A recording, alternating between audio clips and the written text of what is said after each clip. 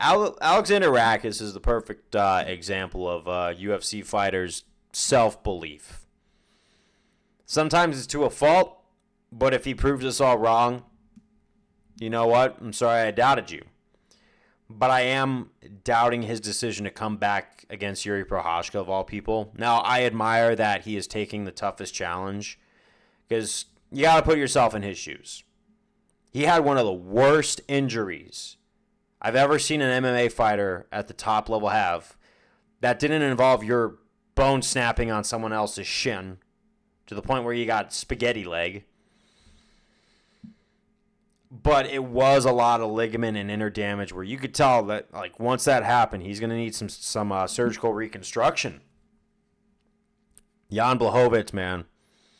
And I think Blachowicz was just edging him out on that fight, but we saw the real caliber of Alexander Rakic, and I put him at about like a top 5 in the UFC. Not quite breaking into the championship title contendership, but he was on a rise for a very long time. I just think that rise came to an end. And I feel for him. That injury was definitely a questionable, is he going to have a career after this? But afterwards, he's coming back. And against the number one contender of all people, one of the number one contenders. I have him as a heavy underdog. I'm not saying he can't do it, but I think he's seeing that in a fighter's career, you don't have a lot of time.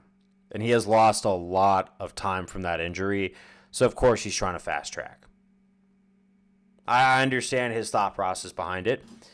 It's pretty obvious. Put yourself in his shoes. I would like to see him succeed.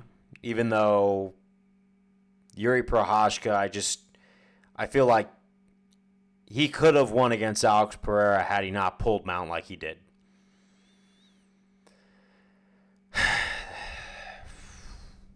And I'm just hoping that Alexander Rakic comes out of this fight intact. Because you know Jiri is going to want to put on a fast pace. And he's going to want to make a statement too. As you could tell after that fight, he has a chip on his shoulder also. But I'm going to be praying for Alexander Rakic on the way in.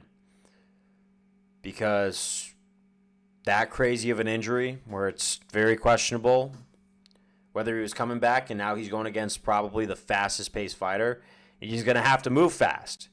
And after recovering that knee, are you going to be able to move as fast as usual? Is it going to give you any issues? We'll have to see.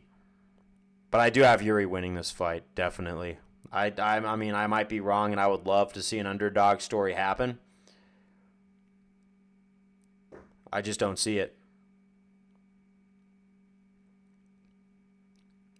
But I got to give credence to Alex for stepping up and taking on the highest order to try and prove himself worthy of achieving his dream. Because he did work his entire life for this. And a lot of people who aren't professional fighters will never understand the pressure that you would probably feel in that octagon. It's something that 99% of people would crumble under. That's all I got to say about that. Peace out.